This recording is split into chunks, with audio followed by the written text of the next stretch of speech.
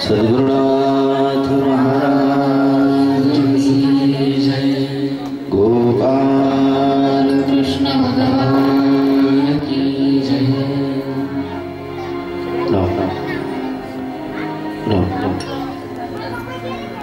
No no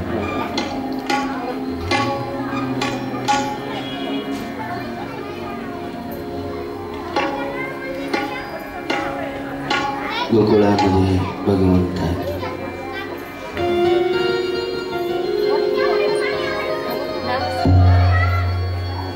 आणि साऱ्या गवळणी सारे गोपाळ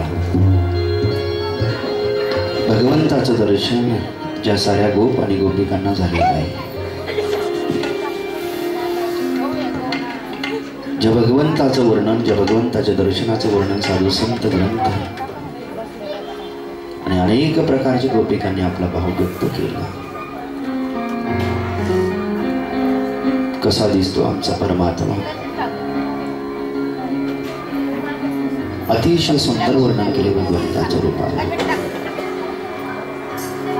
लावण्याची खान भगवंताला वर्णन केले।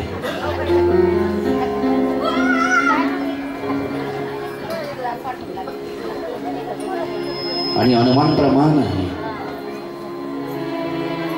त्याने निर्माण केलेली सृष्टी, त्याने निर्माण केलेले जगत जर एवढं सुंदर आहे तर तो किती सुंदर।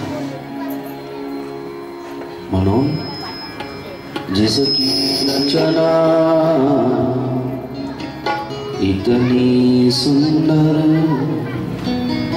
वो कितना सुंदर, जिसकी रचना इतनी सुंदर वो कितना सुंदर, जिसकी रचना इतनी सुंदर वो कितना सुंदर, जिसकी रचना इतनी सुंदर वो कितना सुंदर।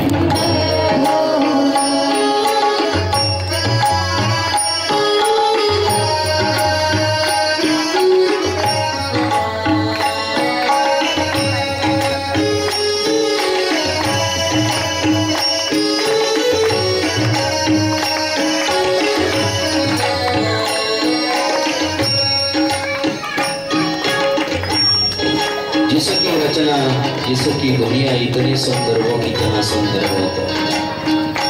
अंदाज काढायचा आहे, एवढं सुंदर फूल आहे तर तो कसा असेल।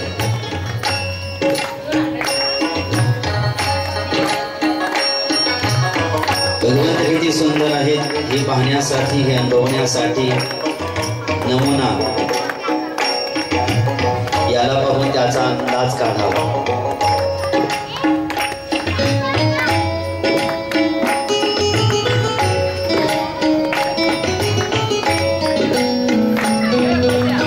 जोपर्यंत तो दिसत नाही आणि तो दिसला की कसा दिसेल, कसा असेल, यासाठी तर प्रकृतीची निर्मिती केली हरीनं, प्रकृतीचं दर्शन दिले हरीनं। दर्शन तुम्हाला मला, प्रकृतीच्या दर्शनासाठी तुम्हाला मला कोणत्याही प्रकारची सायास, कोणत्याही प्रकारची साधना उपासना करण्याची आवश्यकता नाही। जन्म झाला त्या क्षणापासून डोळ्याने दिसते प्रकृती, डोळ्याने दिसते सृष्टी, सृष्टी दिसते, सृजिता नाही दिसला। याच्याहून अनुमान काढता येतं की तो कसा असेल। ही जर एवढी सुंदर आहे तर तो कसा असेल। ती जगताची माता, तो जगत पिता कसा असेल। ज्यांनी पाहिलंय, ज्यांना दर्शन घडले, त्यांनी वर्णन केलंय, सुंदर आहे तो। हे तुमच्या माझ्यासाठी सांगितलंय। याच्याहून त्याचा अनुमान काढता येतं की किती सुंदर असेल तो, परंतु याच्यासाठी रसिकत्व पाहिजे, याच्यासाठी कवी असायला पाहिजे। सगळ्या गोष्टी सगळ्यांना सारख्या दिसत नसतात। मुळामध्ये कोणतीही वस्तू ज्या वेळेला आपण पाहतो, कोणत्याही वस्तूचं व्यक्तीचं दर्शन ज्या वेळेला आपण घेतो त्यावेळेला आपल्याला जसा दिसतो तो तसा नसतोच तो. आपल्याला जसा दिसतो तसा नसतोच तो.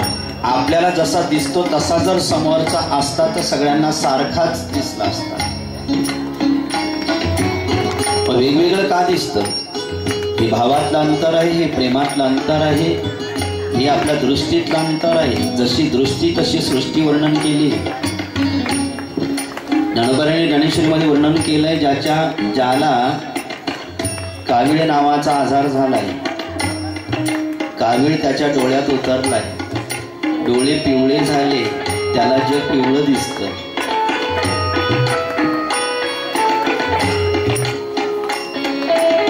त्याला जग पिवळं दिसतंय. ते म्हणतं काय सगळ्या जगाला हळद लागली का काय? नाही रे भाऊ, जगाला हळद नाही लागली, तुझ्या डोळ्याला पिवळी आली ना. तुला कावीळ झालाय ना, त्याच्यामुळे जगत पिवळं दिसतंय तुला. जे जगत आपल्याला नाशिवंत दिसतंय, जे जगत आपल्याला जसं दिसतंय तसं दिसतंय, पण हे जगतच साधू संताला भगवंत म्हणून दिसतोय. किती दृष्टीतलं अंतर आहे हे, किती भावातलं अंतर आहे हे.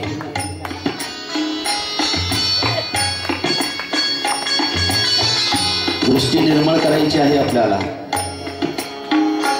दृष्टीची शुद्धता, ज्याची पूर्ण निर्मल दृष्टी झालेली आहे, ज्याचं हृदय पूर्ण पवित्र झालं. आपल्याला दात स्वच्छ करायचे असले की आपण दात घासतो, देह स्वच्छ करायचं असलं की आपण अंग घासतो, डोळे स्वच्छ करायचे असले की आपण डोळे धुतो. पण हरिकथा दृष्टी स्वच्छ करते. दृष्टीला डोळे नाही धुत हरिकथा. जो पाहणारा आहे डोळ्याच्या माध्यमातून त्याची स्वच्छता करते हरिकथा. हृदय स्वच्छ करते. आणि डोळ्याने पहिल्यांदा जो आपल्याला मनुष्य वाटत होता तो आता भगवंत दिसतोय. पहिल्यांदा सामान्य व्यक्ती जो वाटत होता तो आता वेगळा दिसतोय. पहिल्यांदा जो आपल्याला कुरूप दिसत होता तो आपल्याला आता स्वरूप दिसतोय. त्याची कुरूपता नाही गेली आणि तो स्वरूपही नाही झाला. हा आपल्या दृष्टीतला बदल झाला. म्हणून प्रत्येक व्यक्ती, प्रत्येकाला सज्जनही दिसत नाही, प्रत्येकाला दुर्जन दिसत नाही. कोणीतरी म्हणतो हा व्यक्ती दुर्जन आहे, कोणी म्हणतो हा व्यक्ती सज्जन आहे. आता तो व्यक्ती जर सज्जन असता किंवा दुर्जन असता तर सगळ्यांना एक तर सज्जन दिसावा, नसता सगळ्यांना दुर्जन वाटावा.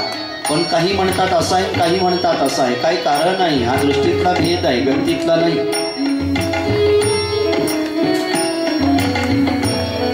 पण शुद्ध दृष्टी जर का झाली या प्रकृतीकडे पाहताना, या सृष्टीकडे पाहताना, जरीचं सौंदर्य आपण निहाळलं तर मंदिरामध्ये गेला भक्त तर त्याला दगड दिसत नाही, त्याला श्रीराम दिसतात आहे, त्याला गोपालकृष्ण दिसतात आहे. आणि अभक्त जर का मंदिरामध्ये गेला तर त्याला दगड दिसतोय. आता सांगा, तो दगड आहे का श्रीकृष्ण आहे? दगड आहे का श्रीकृष्ण आहे? आता श्रीकृष्ण आहे म्हणायला जावं तर अभक्ताचं म्हणणं आहे हा दगड आहे. त्याचं म्हणणं खोटं का आपलं म्हणणं खोटं? आपलं म्हणणं खरं का त्याचं म्हणणं खरं? याच्यामध्ये दोघांचंही खोटं, दोघांचंही खरं. एकाला पाषाण दिसतोय ते एकाला श्रीकृष्ण दिसतोय. हे कशातलं अंतर आहे? हे पाहणाऱ्याच्या दृष्टीतलं अंतर आहे. म्हणून तो शुद्ध भाव, तो निर्मल भाव हरिदर्शनासाठी,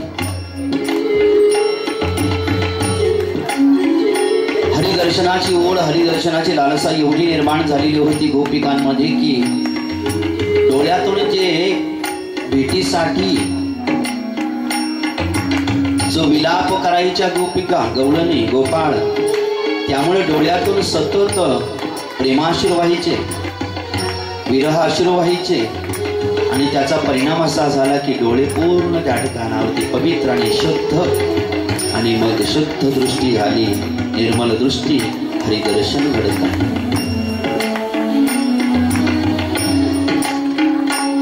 वृक्ष, लता, वेली, निसर्गाच्या सौंदर्यामध्ये जर का कवी गेला ना, कवी मन, ज्याचं मन कोवळं आहे, ज्याचं मन सृजनशील आहे, जो सौंदर्य ज्याच्यामध्ये त्या वस्तू, व्यक्ती, पशु, पक्षी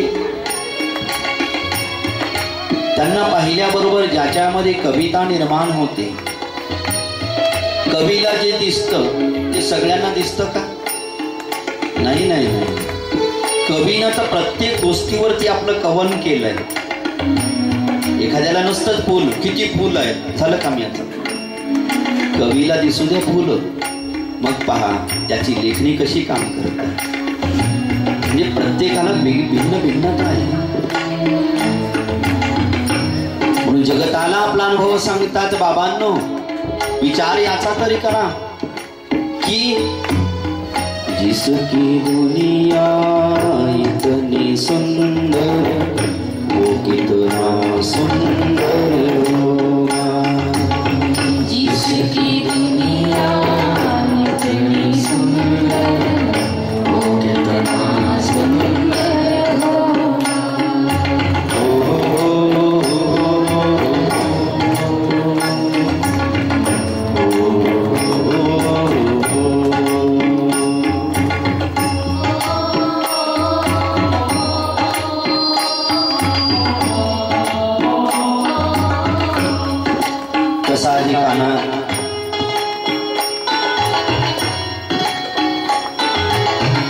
कुणाला पाहून एखादा दुसरा वेडा होतोय. सृष्टीचं सौंदर्य पाहून जीव वेडा होतोय, देवाचं सौंदर्य पाहून भक्त वेडा होतोय. तिने वेधले मन, भगवंतानी मन आकर्षित केलं, चित्त आकर्षित केलं साऱ्या गोपिकांचं. होतास तसा, आहेस तसा.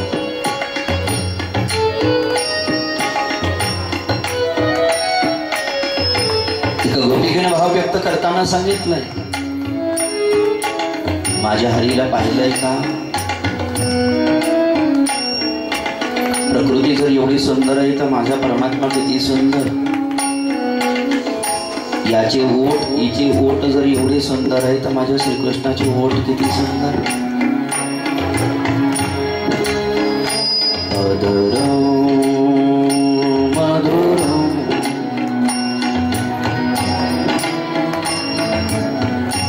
अधर माझ्या श्रीकृष्णाचे ओठ, माझ्या हरीचे ओठ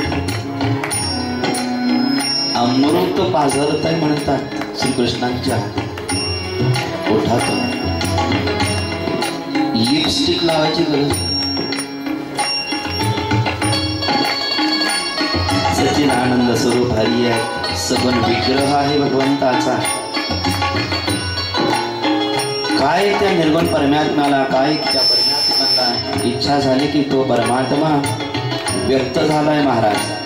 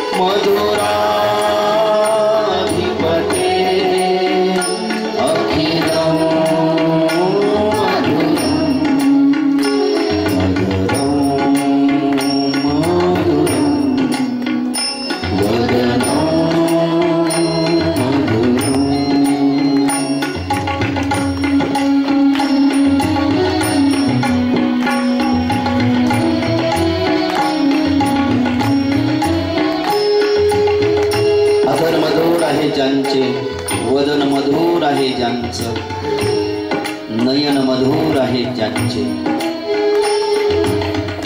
हसित मधुरम ज्यांचं हसणं मधुर आहे.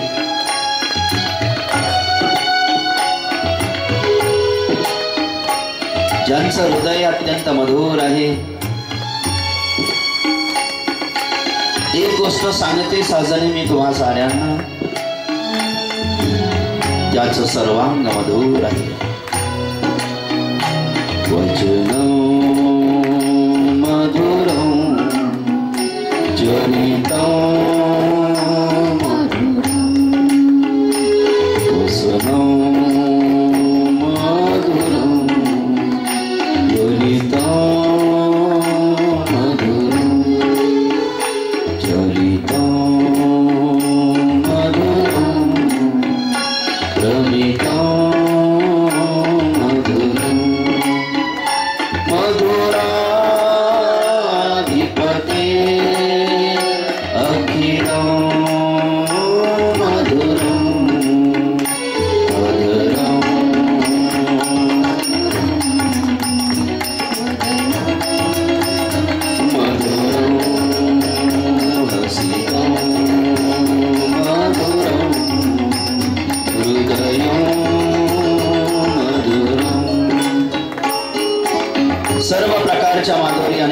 देव परमात्मा तो तर सुंदर आहे, सुंदर आहे, तो तर मधुर आहे, मधुर आहेच आहे. पण ज्याने ज्यांचा ज्यांचा अंगीकार केला ना तीही मधुर झाली. तांदळाचा भात करत असतो ना आपण, तांदळाचा भात करत असतो, तांदळाची खिचडी करत असतो. ज्या वेळेला तांदळाची खिचडी करतो तांदळात काय काय टाकतो? मुगाची डाळ टाकली, समजा तेल टाकलं, मोहरी टाकली, मसाला टाकला.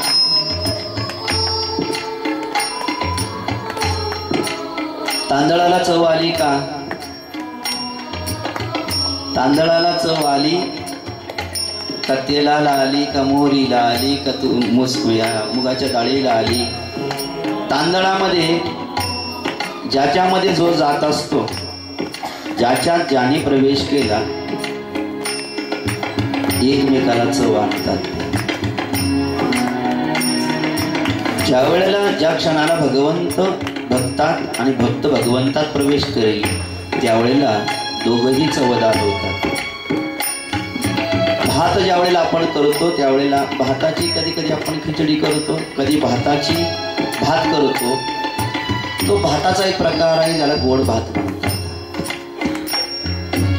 म्हणजे भाताला आपल्याला तिखट नमकीनही करता येतं आणि भाताला आपल्याला गोडही करता येतं. ज्याला जसं आवडतं तसं करून घ्यावं.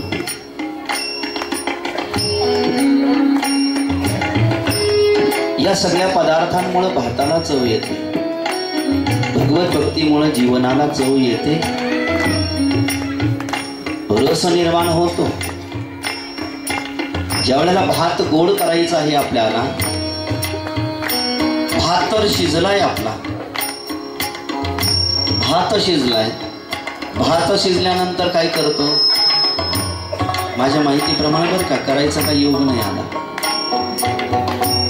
पण असं मला माहिती आहे, सामान्य माहिती माझी अशी आहे की भात शिजल्यानंतर त्याच्यात साखर ओतायची.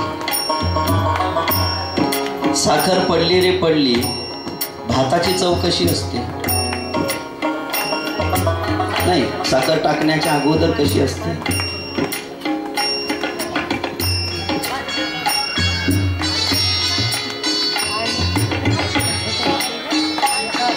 मीठ तिखट टाकल्यानंतर त्या भाताला एक वेगळी चव आली, म्हणजे खिचडी झाली. आणि साखर टाकल्यानंतर त्या भाताला गोडी आली. हरिदासाला गोडी, हरिभक्ताला गोडी, भगवंताला गोडी कधी येते? ज्यावेळेला देव आणि भक्त एकरूप होतील त्यावेळेला त्यालाही गोडी आली, यालाही गोडी आली. आता याने त्याला गोड केलं का त्याने याला गोड केलं? भातामध्ये साखर टाकली आपण. आता जो भाताला कोणतीच चव नव्हती, खारटही नव्हता, तिखटही नव्हता, कडूही नव्हता, आंबटही नव्हता, त्या भातामध्ये जो पदार्थ टाकला तो भात ती चव देतो आपल्याला. भातामध्ये साखर टाकली, आता भात काय झाला? गोड झाला. आता इथं हरी गोड झालाय.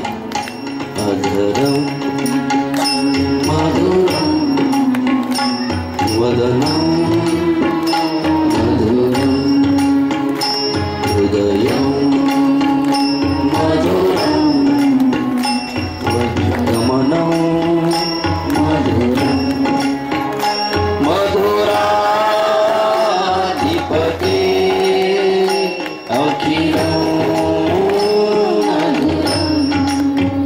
अखिलम मधुरम. सगळ्याच्या सगळा गोड झाला. आता साखर एकदा भातात एकदा साखर पडली की सगळ्या भाताला काय आली? सगळ्या तांदळाला गोडी आली. आता ज्या वेळेला भातामध्ये साखर पडली त्या भाताने काय प्रार्थना केली का? तांदळाने काय प्रार्थना केली का? व साखर मावशी, साखर मावशी, साखरताई, साखरताई मला गोड करून घ्या ना. साखर म्हणते मी तुझ्यात आणि तू माझ्यात आला रे आला. तांदळा मी तुला गोड केल्याशिवाय राहणार नाही. तसा हरिभक्तासाठी गोड झाला. अखिलम मधुरम, सर्वांगाचं वर्णन केलं भक्तांनी, गोपिकांनी. मधुर आहे भगवंताचं. पण ही माधुर्यता, ही माधुरी, ही गोडी कधी प्राप्त झाली? ज्या वेळेला गोपी तल्लीन झाल्या, तद्रूप झाल्या, तदाकार झाल्या. गोपिका भगवंतात, भगवंत ज्या वेळेला गोपिकात आले, जीव आणि शिव ज्या वेळेला एकत्र झाले, भक्त आणि भगवंत ज्या वेळेला एकत्र झाले, त्यावेळेला भक्तांनी वर्णन केलं की देव गोड आहे. भक्तांनी वर्णन केलं देव गोड आहे. भगवंत म्हणतात माझे भक्त गोड आहेत. साखर गोड आहे का तांदूळ गोड आहे? साखर गोड आहे का तांदूळ गोड आहे? साखर गोड आहे. पण भातामध्ये जर का आपण साखर टाकली तर आता कोण गोड झालं? तांदूळ गोड झाले. साखर कुठं गेली? तांदळात गेली. तांदळात गेली म्हणून तर तांदूळ गोड झाले ना. आता या प्रसंगामध्ये भगवंत गोड आहेत म्हणतात. म्हणजे कोण कोणात गेलं? भक्त देवात गेला. भक्त गोड आहे, भक्त साखरीच्या जागेवर आहे, भक्त देवात गेला. त्यावेळेला देव कसा झाला? गोड झाला. ज्या वेळेला भगवंत भक्तात येतील त्यावेळेला गोड कोण होईल? भक्त गोड होईल. मधुर आहे भगवंत आणि ती मधुरता, ती माधुर्य अनुभवण्यासाठी हळुवारपणानं भगवत स्वरूपात प्रवेश करायचा असतो. ही प्रकृती सोडून, ही देह सोडून याचा विचाराने दय करत करत करत करत करत करत आत्मा प्रवेश. ज्यांनी त्याचा अंगीकार केला त्याला मधुर केलं. पहा वेणूर मधुर, वेणूर मधुर. वेणू मधुर आहे. आता आधी वर्णन केलंय भगवंत मधुर आहे, त्याचा अधर मधुर आहे, त्याचं वदन मधुर आहे, त्याचे नयन मधुर आहे, त्याचं सर्वांग मधुर आहे. आता वर्णन करता आता हे गवळणी वेणूर मधुर, वेणू मधुर आहे. आता म्हणतात भगवंत मधुर आहे. आता वेणू मधुर झाला का तुम्हाला?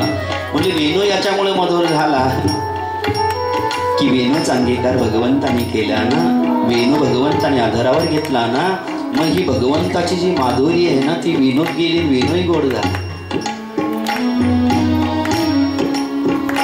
वेणूर मधुर, वेणूर मधुर. रेणू अनु आणि अनु, रेणू मोठा अनुपेक्षा का अनु मोठा रेणूपेक्षा? जास्त मला माहित नाही, थोडी मदत करा प्लीज, हेल्प मी, थोडं सहकार्य करा. अनु मोठा का रेणू मोठा? दोघांमध्ये कोण मोठा आहे? रेणू मोठा आहे म्हणतात. मला माहित नाही बरं का, याने दिलेलं उत्तर तुम्हाला देऊन टाकलं. रेणू मोठा आहे, अनु लहान आहे. बरोबर आहे. अनु रेणूया थोकला तुका आकाशा येवळा. तुकोबाराने स्वतःबद्दल वर्णन केलंय. अनु रेणूया थोकला, मी अणुपेक्षाही आणि रेणूपेक्षाही छोटा आहे. आणि तुम्हाला सांगतो भक्तांनो, मी आकाशापेक्षा मोठा आहे. अंगीकार केला भगवंताने ज्याचा आणि ज्यांचा. वेणूर मधुर, रेणू भगवंताचे चरणारविंद ज्याला लागले, भगवंताच्या पदस्पर्श ज्यांना झाला किंवा ज्यांनी भगवंताच्या चरणारविंदाचा स्पर्श केला त्यांना सुद्धा धन्य केलंय. एवढंच नाही तर पाणी मधुर, पाद मधुर, नृत्यं मधुरं, सख्यं मधुरं. पाणी सुद्धा मधुर, त्याचे चरण मधुर. कुणाचे? भगवंताचे. पण भगवंताचे चरण ज्याला लागले ना ज्याला भगवंताचे चरण लागले त्याचे चरणही मधुर होऊन जातात. ज्याला भगवंताचे चरणाचा स्पर्श झाला त्याचे चरणही मधुर होऊन जातात. भगवंताची संपूर्ण माधुरी संतात आपल्याला प्राप्त होते, सद्गुरूत आपल्याला प्राप्त होते. याला कारण काय आहे? स्पर्श झालेला आहे श्रीहरीचा आणि त्या महापुरुषाचा. त्यामुळं ती माधुर्य आपल्याला त्यामधून प्राप्त होऊ शकतं, होत असतं. ज्यांचा ज्यांचा अंगीकार केला, वेणू मधुर केला, रेणू मधुर केला, पाणी मधुर केलं, चरण मधुर केले. एवढंच नाही तर नृत्य मधुर. भगवंत ज्या वेळेला नृत्य करायचे मधुर, सुंदर नाचायचे नाही, मधुर. नाचण्यातही फरक आहे. जगामध्ये कोणी कसाही नृत्य करत असला तर ते काय कान्होबाचं नृत्य असेल का? ते काय भगवान शंकरांचं तांडव असेल का? नाही. नृत्य स्वतः मधुर होऊन गेलं. सख्यम मधुरम. ज्याच्याशी भगवंताने सख्य केलं, मैत्री केली, किंवा ज्याने भगवंताशी मैत्री केली, त्या मैत्रीच्या संबंधाला भगवंताने मधुर केलं. म्हणून सख्यम मधुरम. मधुराधिपते अखिलं मधुरं करणं मधुरं हरणं करणं मधुरं करणं मधुरं हृदयं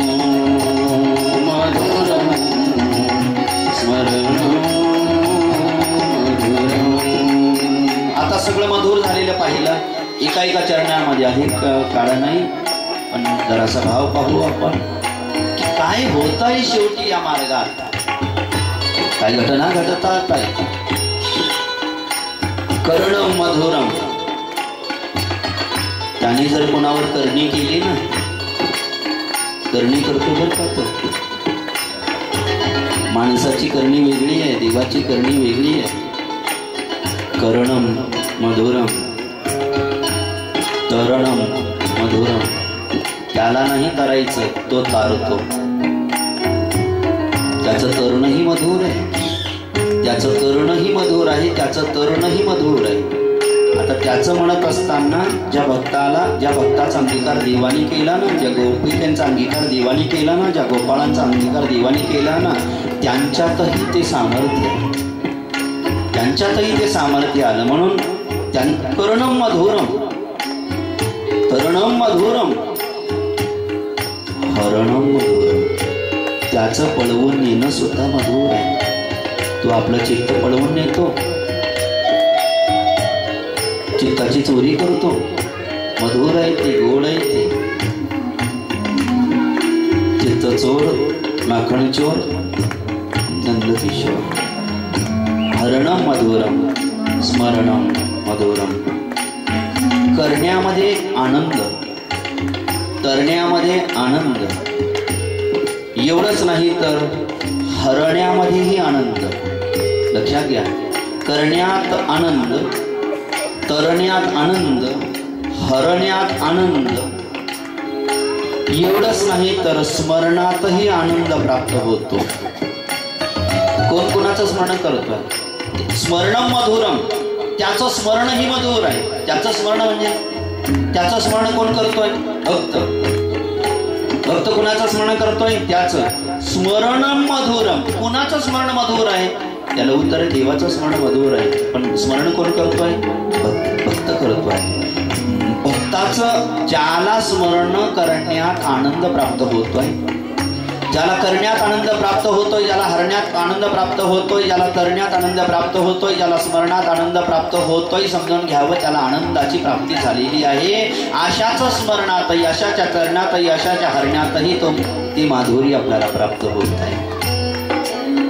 वमितं मधुरम शमितं मधुरम मधुराधिपते अखिलं मधुरम. एवढंच नाही तर गोंजा मधुरा, माया मधुरा, यमुना मधुरा, बीची मधुरा. या साऱ्या पवित्र तीर्थांना सुद्धा भगवंतामुळं माधुर्य प्राप्त झालं। आपण तर गोड आहेच आहे, साखर गोड आहे याच्यात साखरेचं महात्म्य नाही महाराज। साखर गोड आहे याच्यामध्ये साखरेचं महात्म्य नाही। साखर ज्याच्यात टाकली किंवा जे साखरेत टाकलं, साखरेचा गुण वैशिष्ट्य असं आहे की साखर समोरच्याला गोड करते। जो समोरच्याला गोड करू शकतो ती साखर आहे। आणि भगवंत गोड करतात। गुंजा मधुरा माया मधुरा वीची यमुना मधुरा, सगळ्या पवित्र तीर्थांना स्वतः भगवंतामुळे गोडी आली आणि भगवंत सगळ्यांमध्ये प्रवेश केला। भगवंताने कोण कोणामध्ये कधी प्रवेश करतो, कोण कोणामध्ये कधी प्रवेश करतो? सगळ्या गोष्टी मनुष्य तिथीवर नक्षत्र सांगू शकतो। लक्षात घ्या, माझा जन्म कधी झाला, मी शाळेत कधी गेलो, विवाह कधी झाला, घर कधी बांधलं, मुलगा लेकरबाळ कधी झाली, नोकरी कधी लागली, नक्षत्र सांगेल। एका प्रश्नाचं उत्तर मनातल्या मनात देण्याचा प्रयत्न करा। मी तुम्हाला विचारतोय, ज्याच्यावरती तुमचं प्रेम झालं त्याची तारीख सांगता का?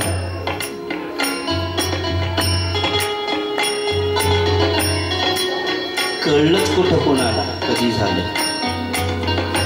कळलं असतं तर सांगितलंही असतं, पण कळलं नाही ना ते। एवढं हळूच त्या ठिकाणावरती होऊन गेलं। कधी तो चित्ताचा हरण करतोय कळू देत नाही आपल्याला। गुंजा मधुरा माला मधुरा यमुना मधुरा वीची मधुरा, या सगळ्या गोष्टींना माधुर्य प्राप्त झालंय कारण हरीची कृपा झाली, हरीचा स्पर्श झाला, हरीचा स्पर्श झाला आणि सगळ्यांना माधुर्य प्राप्त झालं। गोपी मधुरा लाच भाव आता म्हणतात की गोपी मधुरा, मधुरा भक्ती आहे। गोपिकांनी मधुरा भक्ती केलेली आहे। मधुरा भक्ती केल्यामुळे गोपिका मधुर झाल्या। मधुर असणाऱ्याशी संग घडला, निसंगाला संगात आणलं, अरूपाला स्वरूप केलं, निर्गुणाला सगुण केलं, अव्यक्ताला व्यक्त केलं प्रेमामुळं। गोपी मधुरा लीला मधुरा, गोपी मधुर झाल्या। आता लक्षात आलं की आता भक्त मधुर झाला। आतापर्यंत वस्तूलाही माधुर्य, यमुनेला माधुर्य प्राप्त झालं श्रीहरीच्या कृपेमुळं, दर्शनामुळं, स्पर्शामुळं। आता गोपिकांनाही माधुर्य प्राप्त झालं। गोपिकांनी उदाहरण समजून घेण्यासाठी देवाला खाऊन पाहिलं गोड लागला, स्वतःला खाऊन पाहिलं तरी गोडच लागल्या। अरे तोही गोड आहे, मी गोड आहे, साखरही गोड आहे, तांदूळही गोड आहे। साखर पडण्याच्या अगोदर, साखर टाकण्याच्या अगोदर तांदूळ गोड नव्हता, फक्त साखर गोड होती। आता साखरही गोड आहे आणि तांदूळही गोड आहे। पण ज्यावेळेला तांदूळ गोड झाला ना त्यावेळेला साखर नाहीशी झाली। साखर दिसत नाही, तांदळाला गोडी लागते। तांदूळ दिसत नाही का? तांदूळ तर गोड नव्हता त्यावेळेलाही दिसत होता, गोड झाला त्यावेळेलाही दिसतो। तांदूळ दिसतोच आहे, फक्त पूर्वीला गोडी नव्हती, आता गोडी लागलेली आहे। आता गोडी लागलेली आहे। ज्याला हरिनामाची गोडी लागली, ज्याला हरिकथेची गोडी लागली, ज्याला संत सेवेची गोडी लागली, त्याने एक गोष्ट, मी अज्ञानी म्हणून का होईना पण लक्षात घ्या, ज्याला गोडी लागली ना त्याने हे समजून घ्यायचं आहे की भगवंताने मला स्पर्श केलेला आहे म्हणून तर हे सगळं मला गोड लागतंय। नसताही गोड लागत नाही। हरिकथा सगळ्यांना गोड लागते का? नाम संकीर्तन सगळ्यांना गोड लागतं का? संत चरणाची सेवा सगळ्यांना गोड लागते का? मग जी गोष्ट कोणालाच गोड लागत नाही किंवा जी गोष्ट ज्यांना गोड लागत नाही आपल्याला का गोड लागते? याला कारण आहे। कोणी म्हणाल की त्यांना ते गोड लागतं, नाही गोड नाही लागत, त्यांच्या अंगात ताप असतो म्हणून कडू, ज्याच्या अंगात विष असतं ना त्याला कडुलिंबाचा पाला जरी खायला दिला तरी त्याला गोड लागतो। आणि अंगातलं विष जर का उतरून गेलं तर कडुलिंबाचा पाला बरोबर कडूच लागतो। जशी चव आहे तसंच लागलं पाहिजे। संसार ज्यांना विषय ज्यांना गोड लागतात ना समजून घ्यावं भगवंताचा स्पर्श नाही झाला, ज्यांना स्पर्श झालाय त्यांना या गोष्टी गोड लागतात। एवढंच नाही तर तो ज्याचा ज्याचा अंगीकार करतो त्याला माधुर्य दान करतो। 8 चरण त्या ठिकाणावरती वर्णन केलेले आहे. 8 चरणामध्ये 8 प्राकृतिक गुणधर्माला किती वैशिष्ट्य प्राप्त झाले त्याचं वर्णन करून सांगितलंय. गोपा मधुरा लीला सार मधुर. गोपा मधुरा गावो मधुरा यष्टीर मधुरा सृष्टीर मधुरा. असं एकही त्या ठिकाणावरती एकालाही भगवंताने सोडलं नाही की ज्याला माधुर्य दान नाही केलं. म्हणून मधुराधिपती अखिलं मधुरं अधुरं मधुरं वदनं मधुरं गमनं मधुरं हसितं मधुरं. माधुर्य त्वम आनंदकंदम सतस्वरूपचित स्वरूपणे आनंद स्वरूप हरी सगुण विग्रह गोपिकांना सुखाचं दान होत आहे. गोपिका नंद बाबाच्या राजवाड्यातच कामा नव्हती का गोपिकांना? होती. काही कामं उरकून नंद बाबाच्या वाड्यात जायच्या, घरकाम सोडून आणि काही घरकाम सोडून द्यायच्या, नंदाच्या वाड्यात जाऊन बसायच्या. काग तुला काम नाही का? झालं सर म्हणून वाड्यात आले. काग तुला काम नाही का? तिला सोडून म्हणून वाड्यात आले. काही गवळणी अशा होत्या की श्रीकृष्ण गोकुळात आल्यापासून घरी गेल्याच नाही.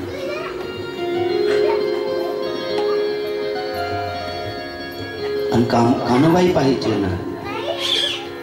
केलेली जादू किती प्रमाणामध्ये चित्त हरण केलं, त्याचा किती प्रभाव माझ्या गोपिकांवरती झालाय. अजूनमधून परीक्षा पाहिजे, अजूनमधून तपासणी करायची. गोपिका नंद बाबाच्या वाड्या हातच. कुणाला जर का एखाद्या गवळणीची जर का भेट घ्यायची असली ना, तर इकडं तिकडं न शोधता तिच्या घरी सुद्धा न जाता अगोदर नंदाच्या वाड्यात. का?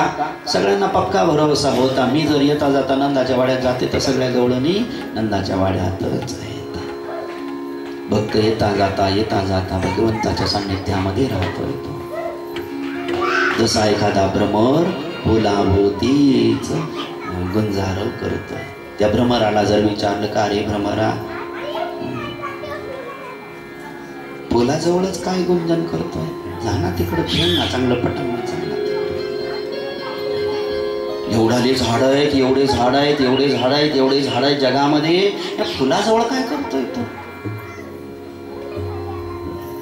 भ्रमर एक उत्तर देईल, तू भ्रमर झाल्यानंतर कळेल की फुलाजवळ मी काय करतोय.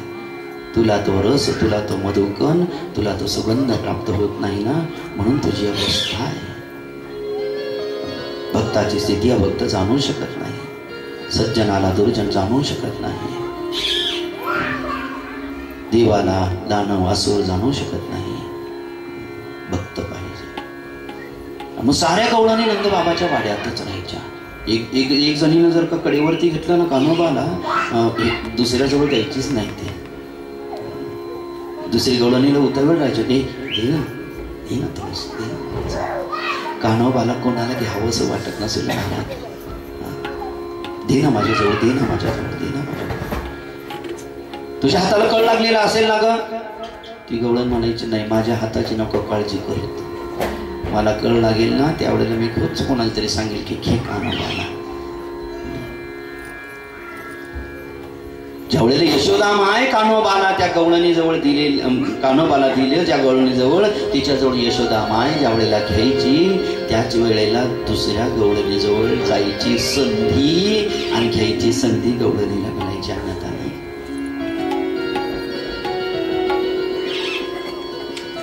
आणि ज्या हेतूसाठी, ज्या कारणासाठी भगवंत गोकुळामध्ये आले ते कारण भगवंत सिद्ध करतात. ही गोष्ट तुम्हाला मला माहिती आहे. भगवंत मृत्यूलोकात यदा यदा हि धर्मस्य ग्लानिर्भवति भारत अभ्युत्थानम धर्मस्य तदात्मानं सृजा. असुरांचा विनाश करण्यासाठी भगवंत मृत्यूलोकामध्ये आले जरी तरी गोकुळामध्ये का गेले? याला एकमेव कारण आहे, प्रेम सुखाचं दान करण्यासाठी प्रेम सुख घे. शेवटी भगवंत जातात कुठं? याला उत्तर आहे भक्ताकडेच. अभक्ताकडे तर भगवंत नाही गेले कधी, भक्ताकडे जातात. भगवंतालाही प्रेम सुख पाहिजे, गोपिकांना प्रेम सुख, गोपाळांना प्रेम सुख पाहिजे. आणि देवाकडून जर कोणतं सुख घ्यायचं असलं तर ते प्रेम सुखाचं आहे. प्रेम सुखाचं वर्णन पाहतोय आपण. देवाला काही मागू नये, मागू नये, मागू नये, मागू नये, नाशिवंत मागू नये, पण भक्ती मागायला पाहिजे. म्हणून प्रार्थना गोड करायला पाहिजे. चुकीच्या प्रार्थना करू नये. अभंग सुद्धा सगळ्या प्रकारचे असतात, प्रार्थना सगळ्या प्रकारच्या असतात. अलीकडच्या कालावधीमध्ये भक्ती म्हणून नुसत्या भोगपदार्थाच्याच प्रार्थना अधिक प्रमाणामध्ये नाही. फक्त भजनाच्या, नामसंकीर्तनाच्या शुद्ध प्रार्थना, जिने आपलं परमकल्याण होईल. प्रार्थना फलीभूत होत असते. प्रार्थनेचं अनन्यसाधारण महत्व असतं मनुष्याच्या जीवनामध्ये, साधकाच्या जीवनामध्ये. गोपिकाही प्रार्थना करायच्या भगवंताला, भगवंता तुम्हाला जे लागतं तेच आम्हाला लागतं, आम्हाला जे लागतं तेच तुम्हाला लागतं. असं करू ना आपण दोघ जण एकत्र येऊ. वैकुंठामध्ये परमात्मा राहतात आहे, ज्याला सुखधाम वर्णन केलेलं आहे. परंतु वैकुंठातले परमात्मा आता गोकुळामध्ये पाहायला मिळतात आहे. कशासाठी? असुराला मारण्यासाठी आले होते ना. गोकुळात कशाला गेले? गोकुळात कोण असुर होता? गोकुळात एकही असुर नाही. मग गोकुळात गेले कशासाठी? शेवटी ज्याच्या घरी कामच नाही त्याच्या घरी का गेला? आपण एकमेकाला विचारलो कशासाठी गेला त्याच्या घरी? तुला काय काम सांगितलं? तू कोणत्या कामाला गेला होता? तू जर या कामाला गेला होता तर त्यांच्या घरी जाऊन काय करतोय? तू गोकुळामध्ये काय करतोय? हरे, हा तर प्रमुख हेतू आहे भगवंताचा. प्रत्येक जण प्रत्येकाकडे जातो, जाण्या पाठीमागे हेतू वेगवेगळा आहे. एकाच हेतून सगळ्यांकडे जातो का आपण? यांच्याकडे गेलो तोच येतो, त्यांच्याकडे गेलो तोच येतो, त्यांच्याकडे गेलो तोच येतो, त्यांच्याकडे गेलो नाही नाही नाही. प्रत्येकाच्या लग्नाला जातो आपण, लग्नाला जरी जातो तर हेतू वेगळा आहे. प्रत्येकाच्या भेटीला जातो आपण, हेतू वेगळा आहे. भगवंत गोकुळामध्ये गेले, भगवंत मृत्यूलोकात आले, हेतू काय आहे? असुरांचा विनाश करायचा आहे. गोकुळात का गेले? प्रेम सुखाचं दान करायचं आहे. भगवंताला सुद्धा सुख पाहिजे, आनंद पाहिजे, प्रेम पाहिजे. थोर प्रेमाचा भुकेला हाची दुष्काळ तयाला, म्हणून गोकुळामध्ये हरी आहे. आणि गोकुळामध्ये हरी आहे म्हणून आनंद आहे. गोकुळामध्ये हरी आहे, आनंद आहे, म्हणून गोपिकांनाही आनंद आहे. आनंद दिल्याशिवाय मिळत नाही, सुख दिल्याशिवाय प्राप्त होत नाही. देवाने सुख भक्ताला द्यावं आणि भक्ताने सुख देवाला द्यायला पाहिजे. आणि हे सुख आदान प्रदान करण्याचं माध्यम आहे प्रेम. जी काही सेवा, जी काही करायचं आहे ते प्रेमानेच. भगवंत गोकुळामध्ये का आले? सुखासाठी. कोणत्या? ज्याच्या लीला आपण ऐकतो, ज्या लीला आपण ऐकतो, या लीला करण्यासाठीच. लीलेच्या माध्यमातून सुखच द्यायचं होतं, लीलेच्या माध्यमातून सुख द्यायचं. दोन प्रेम करणारे जोपर्यंत एकत्र येणार नाही तोपर्यंत प्रेमाची सिद्धता कधीच होणार नाही. भगवंताकडे आपण जोपर्यंत जाणार नाही, भगवंतात जोपर्यंत आपला प्रवेश होणार नाही तोपर्यंत ते सुख आपल्याला प्राप्त होऊ शकत नाही. भगवंताकडे एकतर आपण जावं किंवा भगवंत तरी आपल्याकडे आहे. गोपिका वैकुंठाला गेल्या का? वैकुंठातले हरी गोकुळात आले, वैकुंठातले परमात्मा गोकुळात आले.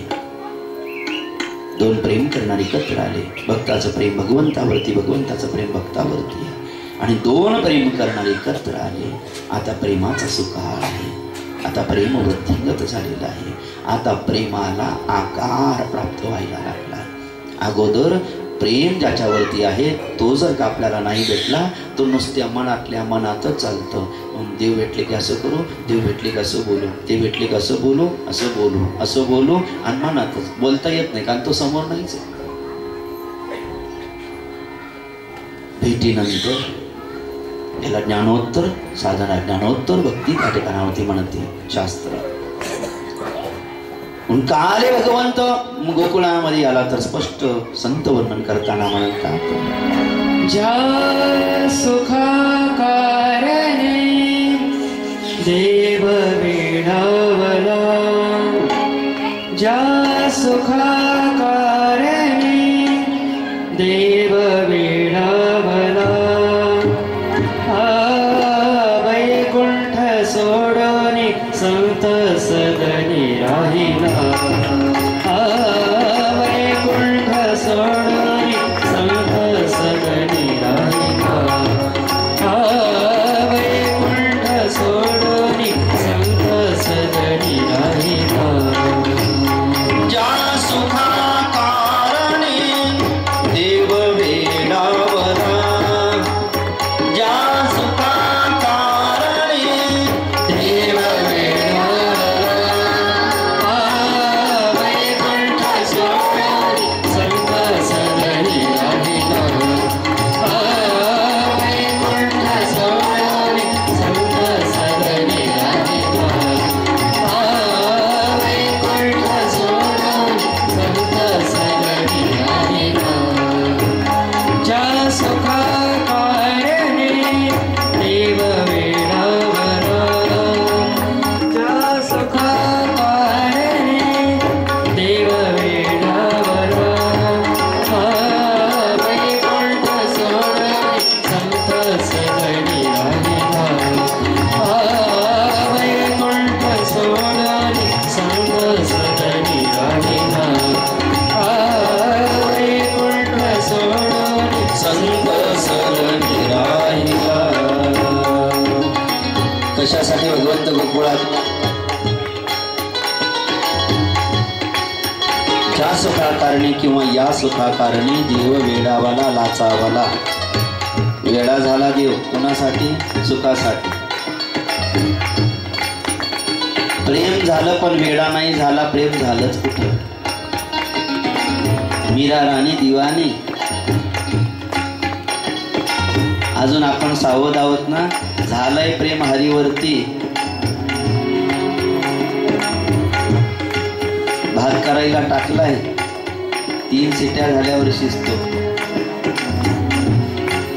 आता प्रेम झालेलं आहे नाही असं नाही, झालेलं आहे प्रेम. पण प्रेम ज्या वेळेला होत असतं ना त्यावेळेला देहगेहाची स्मृती संपून जाते.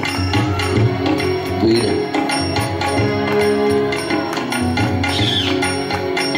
ज्या सुखाकारणी देव लाचावाला वेडावाला.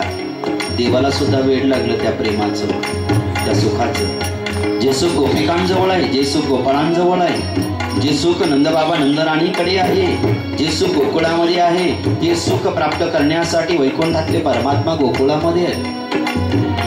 गोपिकांकडे प्रार्थना करतात, गोपिकांनो मला प्रेम सुख दान करा ना.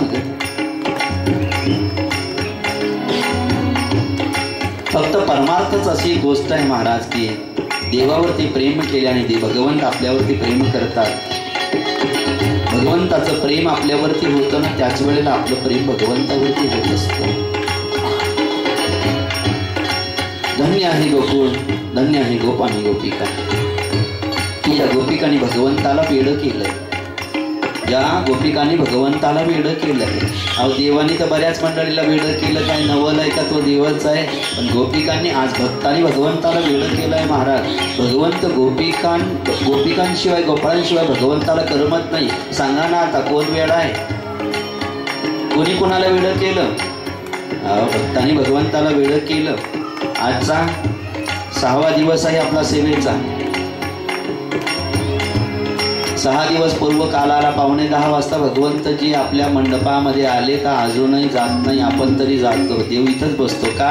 पुन्हा आपल्या भेटीची ओढ आहे त्याला, पुन्हा आपल्या दर्शनाची ओढ आहे त्याला. अगोदर आपण इथं आलो समजा आणि नंतर देव आले. भक्त देवाच्या पूजेला बसला की नंतर आवाहन करतोय, या देवा मी तुमची सेवेला बसलोय. जर भक्त सेवेला बसतोय देवाला जर का आवाहन करतोय तर देव येतोय. भक्त नामसंकीर्तन करतोय तर देव येतोय. भक्त भगवंताची भक्ती करतोय, भेटायला कोण येतोय? देव येतोय. तो काय येतोय? आपल्यासाठी वेडा झालाय ना म्हणून येतोय. जोपर्यंत कोणी कुणासाठी वेड होत नाही तोपर्यंत कोणी कोणाच्या भेटीला जात नाही. धन्य आहे ते, धन्य धन्य ते वैष्णव सदन, धन्य धन्य ते वैष्णव सदन, जेथे लक्ष्मी सहित शोभे नारायण, जेथे लक्ष्मी सहित शोभे नारायण, ज्या सुखाकारणे देव वेडावला, ज्या सुखाकारणे देव वेडावला, वैकुंठ सोहळा संत सगळी राहिला, वैकुंठ सोहळा संत सगळी राहिला, वैकुंठ सोहळा संत सगळी राहिला. कुणाच्या घरी राहिले परमात्मा, कुणाच्या गावी आले परमात्मा, गोकुळात आले, गोपिकेच्याच घरी आले. यशोदा गवळणच आहे, यशोदा गवळणच आहे, गवळणीच्याच घरी आले. तुमचे माझे घर वेगवेगळे असतात. गोकुळामध्ये गोपिका बऱ्याच होत्या, घरही बरेच होते, पण वेगवेगळे नव्हते. सगळ्या गोपिकांना प्रत्येकीला प्रत्येकीचं घर माझंच वाटायचं. ही आपुलकी होती, आसक्ती नाही, आपुलकी होती. कानोबा सगळ्यांना माझं वाटायचे, माझे वाटायचे. याचा अर्थ कुणाचा नाही काना असा भाव नव्हता. कृष्ण माझाच आहे, पण याचा अर्थ असा की असा होत नव्हता की तो कुणाचा नाही, सगळ्यांचा आहे आणि पुन्हा माझा आहे, माझा आहे आणि पुन्हा सगळ्यांचा. धन्य धन्य ते वैष्णव सदन. भगवंत आल्यामुळं एका जनार्दनी पार नाही सुखा, एका जनार्दनी पार नाही सुखा, एका जनार्दनी पार नाही सुखा, जनार्दनी पार नाही सुखा, मरोनी दैव भूलला देखा, मरोनी दैव भूलला देखा, जा सुखा कारणे देव वेडावला, जा सुखा कारणे देव वेडावला, वैकुंठ सोहळा संत सगळी राहिला, वैकुंठ सोहळा संत सगळी राहिला, वैकुंठ सोहळा संत सगळी राहिला, सगळी राहिला, सगळी राहिला. प्रेम भक्ती, प्रेमा भक्ती, ज्ञानी तो आत्मैव नियतम, प्रेमी भक्त माझा आत्मा. एका जनार्दनी पार नाही सुखा. सुख सुख सुख आणि सुख गोकुळामध्ये. सुखाचा सागरच गोकुळात आलाय. कसा सागर आहे हा, कसा सागर आहे हा. जिथं भक्त राहतो तिथं जातो. बाकीच्या जगातले समुद्र असे जातात का, फिरतात का? नाही नाही. ज्ञानोबांनी ज्ञानेश्वरीमध्ये चंद्राला फिरता समुद्र वर्णन केलं. आणि फिरता समुद्र आहे तो, समुद्र आहे तो काही खाऱ्या पाण्याचा नाही, अमृत स्रोत आहे त्यामधून फिरता आहे. आणि अमृत स्रोत ज्यामधून, असा चंद्राबद्दल उपमा दिली चंद्राला. इथं तर एका जनार्दनी पार नाही सुखा, सुखाचा सागर, सुखाचे आगर जर का गोपिकांच्या संगतीमध्ये आहे तर गोपिकांना दुःख शक्यच नाही.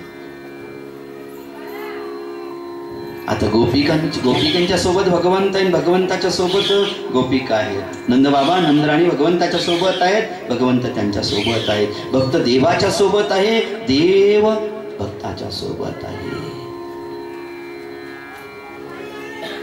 आणि म्हणून सुख आहे, म्हणून आनंद त्या ठिकाणावरती आहे. इथपर्यंतचा प्रवास दशमस्कंद. इथून पुढं आनंद आनंद आणि आनंद आहे. आता इथून पुढं जर एका जनार्दनी पार नाही सुखा, म्हणून देव बोलला देखा. गोपिकांकडे सुख होतं, एवढं सुख होतं. ते सुख मिळवण्यासाठी भगवंत गोकुळात आपल्याजवळ सुख एवढं पाहिजे की देवाला वाटलं पाहिजे, अरे सुख पाहिजे ना आपल्याला, चला आता भक्ताकडे जाऊ. प्रेम पाहिजे ना आपल्याला, चला आता भक्ताकडे जाऊ. भक्त ज्या रीतीने भगवंताकडे जातो आहे, एका जनार्दनी पार नाही सुखा. म्हणून का बोलला भगवंत? देव बोलला बोलला बोलला भावासी, तिथेही बोललाच. भूल पडली भगवंताला, वेळ लागलं भगवंताला, तहान लागली, भूक लागली भगवंताला त्या सुखाची, त्या प्रेमाची. म्हणून भगवंत गोकुळामध्ये. भगवंताला जर प्रेम सुख पाहिजे तर गोपिकांनाही प्रेम सुख, गोपाळांना प्रेम सुखच पाहिजे होतं. देवाकडून काही वेगळं लागत नव्हतं. कुठंही सकार शब्दाने सुद्धा गोपिका उवाचे म्हणत असताना कुठंही असं त्या ठिकाणावरती उच्चार नाही पाहायला मिळत की प्रेम सुखाच्या व्यतिरिक्त काही मागणी केली गोपिकांनी नाही. आणि गोपिकांची मागणी स्पष्ट त्या ठिकाणावरती संतांनी सुद्धा वर्णन केली. ज्या ज्या वेळेला गवळणी प्रार्थना करायच्या भगवंताला, एकच प्रार्थना गोपिकांची असायची, हरी प्रेम सुख दे, प्रेम सुख दे, प्रेम सुख दे, प्रेम सुख दे, प्रेम सुख दे, प्रेम सुख दे, प्रेम सुख दे, देवा प्रेम सुख दे, प्रेम सुख दे, देवा प्रेम सुख दे, प्रेम सुख दे, प्रेम सुख दे, प्रेम सुख दे,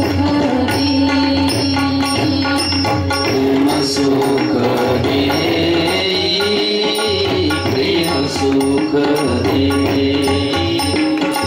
प्रेम सुख दे, देवा प्रेम सुख दे, प्रेमाविन नाही, प्रेमाविन नाही समाधान, प्रेम सुख दे, देवा प्रेम सुख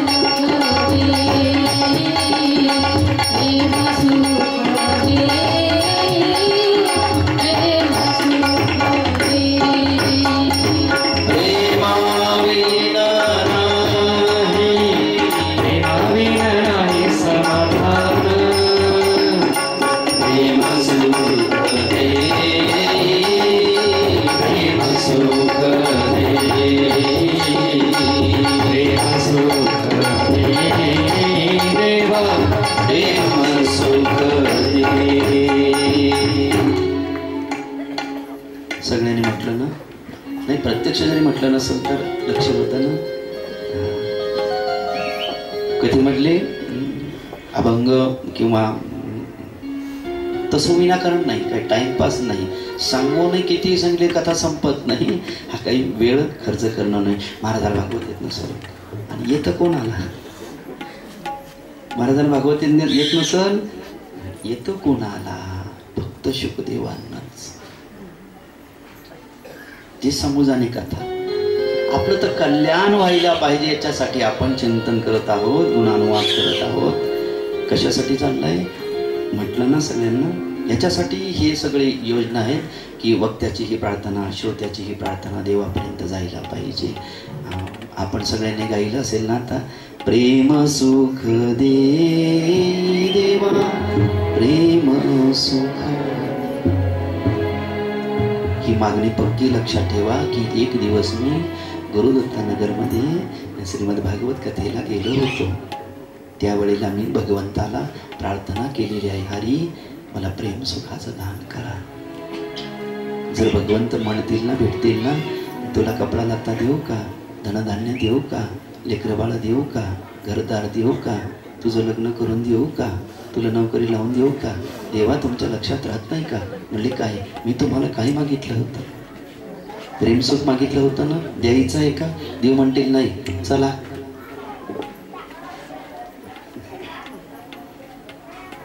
सर्वश्रेष्ठ प्रार्थना, सर्वश्रेष्ठ मागणी आहे.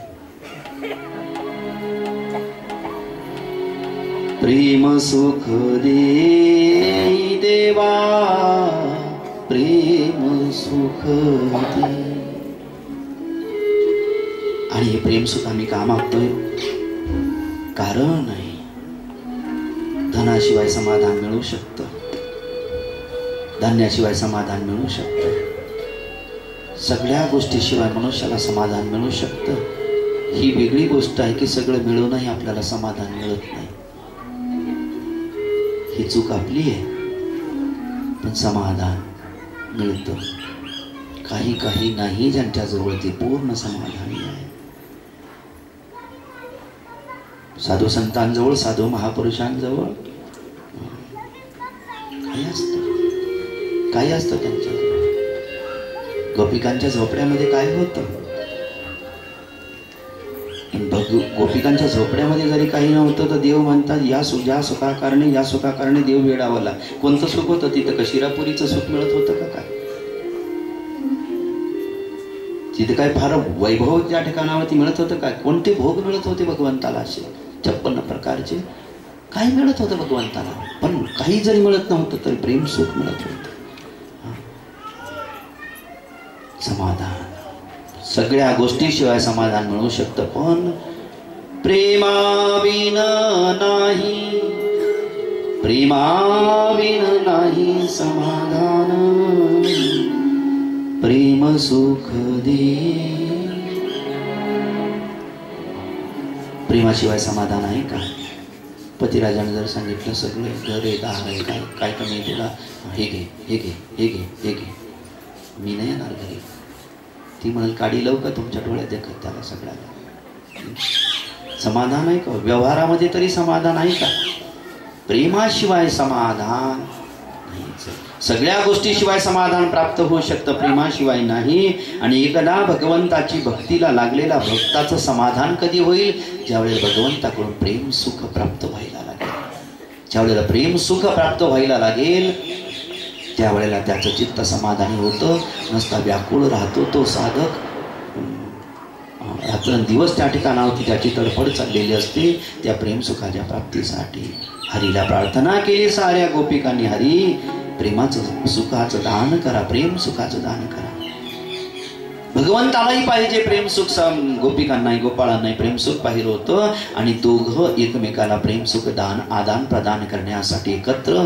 देवाला सुख पाहिजे भक्ताकडे येतात, भक्ताला सुख पाहिजे देवाकडे जातो. आता आपण हरिकथा ऐकतोय, चाललोय कोणाकडे? देवाकडे. देव कुणाकडे येतात? नाही आपल्याकडे. एखादा क्षण असा येईल आपल्या तुमच्या जीवनामध्ये की देव आपल्याकडे येतात आहे, आपण देवाकडे जातो, तर देव आपल्याकडे येतात आहे, आपण देवाकडे जातो आहे. आणि मग दोघं जण एकत्र होऊन गेले. एकत्र ज्या वेळेला होतात त्यावेळेला देवभक्ताचं सुख एकमेकाला त्या ठिकाणावरती प्राप्त व्हायला लागतं. तोपर्यंत प्रार्थना. म्हणून प्रेम सुखाचीच मागणी केलेली पाहायला मिळते. आणि गोपिकांची सर्वश्रेष्ठ मागणी आहे. गोपिका जरी प्रेम सुखाची मागणी करतात तरी सुद्धा प्रेम सुख द्यायची भावना आहे. आणि भगवंत जरी प्रेम सुखाची मागणी करतात तरी सुद्धा भगवंत प्रेम सुख दान करायची त्या ठिकाणावरती इच्छा आहे. हा स्वभाव आहे प्रेमाचा. तुमच्या सुखासाठी भगवंत म्हणतात, तुझ्या सुखासाठी. भक्त म्हणतो तुझ्या सुखासाठी. हा त्याला म्हणतो तुझ्या सुखासाठी, तो याला म्हणतो तुझ्या सुखासाठी.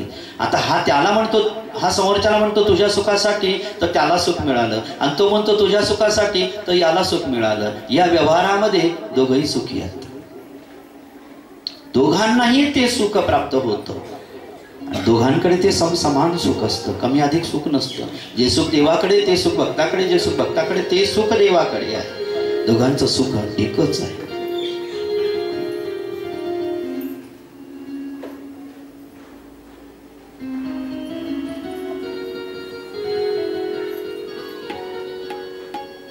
आज भगवंत गोकुळामध्ये कसं द्यायचं प्रेम सुख, कसं घ्यायचं प्रेम सुख?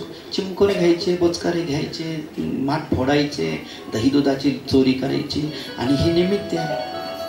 हे काय आहे? निमित्त आहे. प्रेम व्यक्त होण्यासाठी प्रेमाची वृद्धी होण्यासाठी. लेकरावरती आईचं प्रेम जास्तीचं का असतं याला कारण पहिलं आहे, त्याच्यासाठी कष्ट केले. उदरामध्ये 9 महिने 9 दिवस सांभाळलं. लहानपणापासून ते कुमारावस्थेपर्यंत का होईना पण त्याचं लालन पालन संगोपन केलं. या सगळ्या प्रयोगाचा, या सगळ्या कर्माचा परिणाम असा झाला की त्याच्यावरती प्रेम जडलं आहे, त्याच्यासाठी केलं आहे. ज्या वेळेला भगवंत आणि भक्त एकत्र येतात, प्रेम सुखाचं आदान प्रदान त्या ठिकाणावरती करायचं असतं, त्यावेळेला नाना प्रकारच्या लीला भगवंतांनी केल्या. यामध्ये प्रमुख काही लीला आहेत. रंगत असतानाच्या लीला, त्याच्यानंतर चौर कर्म लीला. या लीलेच्या नंतर गोपाळांना खेळण्यातून सुखाचं दान करण्याची लीला भगवंतांनी केली. एका बाजूला असुरांचा विनाश, ज्या रीतीनं पूतना मारण्यासाठी आले, पूतनेचा विनाश, षट्टासुर पाठवलं गेलं, षट्टासुराचा विनाश. अशा असुरांचा विनाश करता करता भगवंत प्रेम सुखाची वृद्धी त्या ठिकाणावरती करतात. कशा रीतीनं हा कथा भाग पाहू आपण 10 मिनिटाच्या विश्रांतीनंतर. गोपाल कृष्ण भगवान.